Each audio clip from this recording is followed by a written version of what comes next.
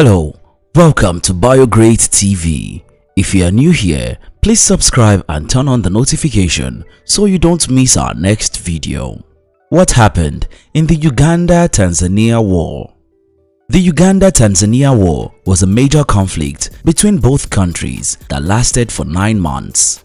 It was a terrible war which started in October 1978 and ended in June 1979. While the war is known as the Kagera War in Tanzania, it is called the 1979 Liberation War in Uganda. The Uganda-Tanzania War brought about the end of the horrible government of the Uganda dictator Idi Amin. What led to the Uganda-Tanzania War? After Colonel Idi Amin organized a military coup to overthrow the president of Uganda, Milton Obote, in 1971, the relationship between Uganda and Tanzania became an unfriendly one. The president of Tanzania, Julius Nyerere, was Milton Obote's friend and he has supported Obote's government. When Idi Amin made himself president of Uganda, President Julius Nyerere refused to recognize the new Uganda government and kept a distance from the Idi Amin regime.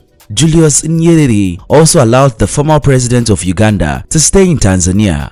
Meanwhile, President Idi Amin started the dictatorship and began to hunt down his political enemies in Uganda, and between 30 and 50,000 Ugandans were killed as a result.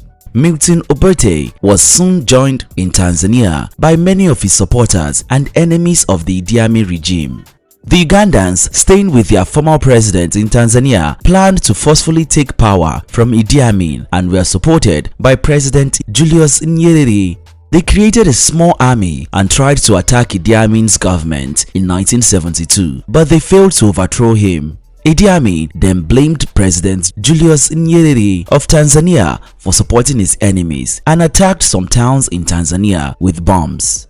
There are still debates on the actual cause of the first attack. According to Idi Amin's son, Jafar Remo, the Uganda army attacked Tanzania after they found out that Tanzania was planning to attack them. But the Tanzanian military believes that Idi Amin wanted to claim some lands belonging to Tanzania. First attack of the war. On October 9, 1978, some Uganda soldiers went into Kakunyun, Tanzania and set 2 houses on fire. The Tanzanian army attacked back by killing 2 Ugandan soldiers, destroying a Uganda armored personnel carrier and a truck. In the following days, both Tanzanian and Uganda troops attacked each other, and the battle gradually expanded across the whole border. On the 18th of October 1978, Uganda forces bombed the capital of the Westlake region. The bombings made citizens of Tanzania panic and forced the Tanzanian government to take Uganda's attacks as acts of war. While the war was in its early stages, Uganda suffered an economic crisis. The Idi Amin administration was failing at providing for the welfare of its citizens. Hence, many people started living in abject poverty. Invasion of Kagera.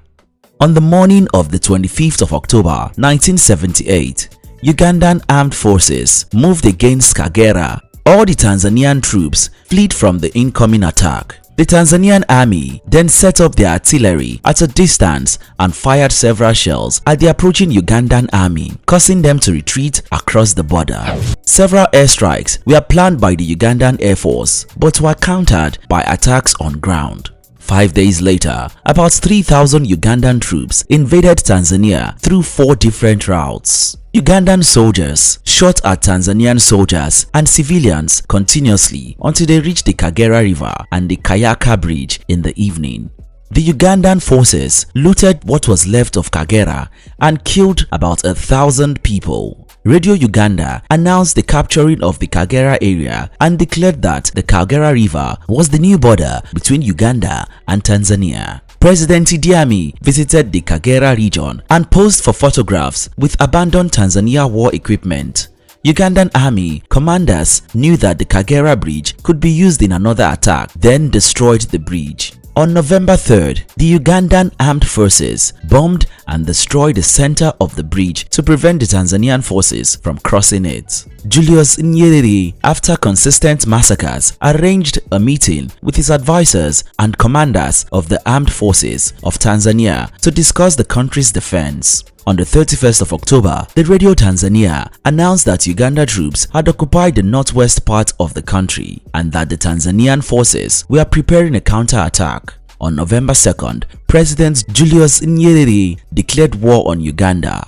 While many African countries criticized Uganda forces for their aggression, others called for a peaceful end to the conflict. The Organization for African Unity did not openly support any side. However, it sent its representatives to try and make peace between Uganda and Tanzania. The Tanzania Counter-Attack. After President Julius Nyerere ordered the Tanzania army to get ready for war, the army increased from less than 40,000 to over 150,000 soldiers. The Tanzania forces had gathered on the southern bank of the Kagera River and bombarded the northern side of the river, forcing many Ugandan soldiers to run away. On the 14th of November, Idi Amin declared the retreat of all Ugandan troops from Kagera. Tanzania repaired the Kayaka Bridge and moved over Kagera River to reclaim its territory. The confidence and discipline of the Uganda army became low as the Tanzanians pushed them out of Kagera and attacked them along the border. The Tanzanians feared that the Ugandan army would try to take their towns again as long as they controlled the high ground at Mutukula. Many clashes occurred along the border over the next 2 months until the 21st of January 1979 when the Southern Brigade of the Tanzanian Army crossed over the Ugandan border. It attacked and seized Mutukula the following day. Invasion of Uganda and the fall of Kampala. Julius Nyerere decided that the Tanzanian army should occupy southern Uganda after Idi Amin failed to drop his claims to Kagera and the OAU failed to condemn the Ugandan invasion. This led to the taking of Lukaya. After controlling Lukaya, the Tanzanian forces marched towards Kampala. The Entebbe airfield fell after some time. Idi Amin fled first to Libya and later to Saudi Arabia. The rest of the Libyan soldiers assisting Uganda returned to their country after the loss. The Uganda-Tanzania War came to an end after a Tanzania brigade went to Uganda's western border with Sudan and Zaire to secure it on the 3rd of June 1979. What have we missed out in this history? Let's know in the comment section below. Will it be ridiculous to subscribe to our channel? If no, please like this video, share and subscribe.